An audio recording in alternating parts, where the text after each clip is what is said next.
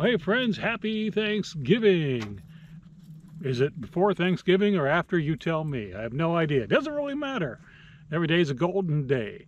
I hope 2020 has just been an absolutely great gold year for you. I know it has for me. Got to do some traveling, found some gold. Next year for 2021, my plan is to prospect Arizona in the early spring and begin making my way up to California, Washington, Oregon, Idaho, maybe Montana. I don't know, but my goal is to get up to Alaska again, and that's all, of course, dependent on the Canadian border being open. It wasn't open this year for this, traveling through, and I want to prospect Alaska all summer, and I got some other stuff I'm doing up there as well. But that's the goal. Unfortunately, my better half won't be able to join me in Alaska this summer. It looks like my daughter will be able to, because it looks like the university is ending the semester early. So I'm super excited to get up to Alaska again and do some prospecting and some other stuff. So hope 2020 has been amazing for you. And the video that is going to, be right behind me talking here, you'll get to see it in a few seconds. My daughter and I are out hiking. We're exploring some old mine digs and some other things. Just kind of, you never know what's out there until you go. And that's half the secret. It's just get out there and go. No matter how far you travel or how close to wherever you stay travel, get out and just do yourself a favor and go over the next hill. See what's over there. Take a look, bring some binoculars, look at stuff, because you never know what's there until you look, and sometimes what you find might surprise you. So let's go. Well, hey friends, I'm lucky to have my awesome daughter here with me. She's home from the university, and we're on a hike doing some prospecting, and we've been hiking for the better part of the morning.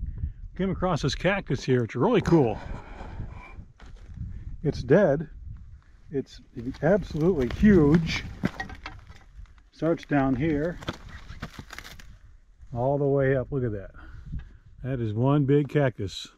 Don't know when it fell over, but it's scenic, it's beautiful, it's part of nature. It's kind of rotted away. You can smell water right here. She's a biology expert and the plant expert, so I will take her word on it.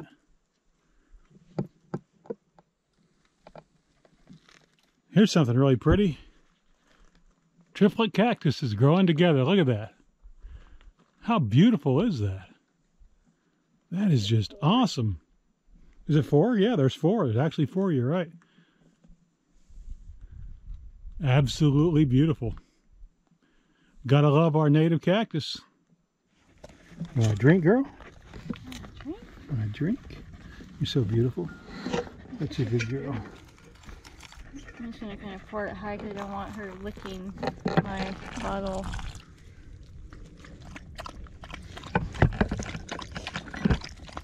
Just happened to find it.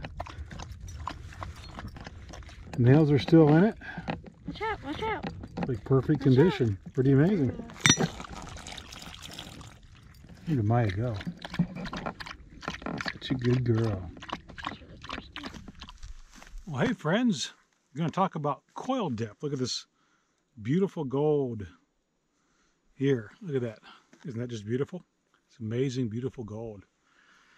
And the question on coil depth, there was one that I got an email, and there were, I think, 2 or 3 in the comments. And what we want to talk about with coil depth is how deep will your coil go? Any coil. It doesn't matter what coil it is or what shape it is. And I'll try to give you some examples. This is a very, very flat piece of gold, and this is a very, very flat piece of gold. If the flat piece of gold is in the ground like this and it's wedged up by some schist, you're not going to hear that as loud as if it was laying flat like this. This is going to be a much louder target than a piece sitting like this. This little piece here, which is, a fairly common size in my opinion, when it comes to depth, depending on the machine you're using, it could be just barely off it to several inches.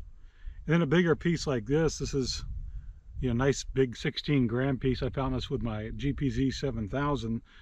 I found this probably almost 2 feet deep because it's a great big 14-inch coil. You know, one of the questions is, how do you determine the depth of your coil? And that's a tricky question because you can't apply this to every single coil. But if you're new to detecting, if you're new to finding gold, I think it's something that'll really help you. I'm going to set these pieces down here and grab the detector. There we go. They're all safe right there. So if you're new to detecting, what I would recommend to you is take a look at your coil and picture an imaginary line going across it about halfway. Just, you know, just cut it in half. And if you're brand new to detecting, just think that's as deep as my detector can possibly go. And stay in ground that deep. That's the purpose of starting this way. Stay in ground that deep, no deeper than that. You know, preferably a little bit more shallow. It depends really on the size of gold. A little bitty pinhead piece, you know, you're not going to find it at great depth with a little bitty coil like the gold monster here, or just about any machine. Little bitty tiny pinheads, you're not going to find them at great depth. But if you're just getting started, draw an imaginary line. Doesn't matter if you have an elliptical coil. Yeah, I would draw, you know, long ways on the ellipse. So you have the two, you know, more shallow edges, not the two deep edges. Don't stand it up like a football, like you're going to kick it, and then cut it in half because it'll be too long. Put the football on the ground, you know, like the quarterback's throwing the football, and cut the ball in half along the ellipse. But on these round ones, just cut it in half like that and consider that's as deep as I'm going to detect. It'll really help you find more gold. If you're out detecting in really deep stuff, these little bitty coils, they're not going to find a really small quarter-gram piece at a foot. They're just not capable of doing that. And again, like, there's so many different coil configurations. There's monos, double Ds, hybrids. This can become a very complicated topic very quick, but just to simplify it for you, if you're new to detecting, cut it in half, cherry pick, go back to my last video, watch it on how to cherry pick, and don't go any deeper than that. So this video is a really good follow-up to that one. Stay about halfway, go and cherry pick.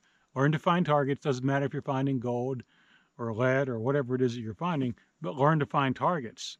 In time, you'll get better and better. And you'll notice this big piece here, this big 16 grammer, even though I found it with my GPZ 7000, I am pretty confident I could have heard this with this coil at a good 8 inches. I think I could have heard it no problem. I really do, because it's just a big chunky piece of gold, right?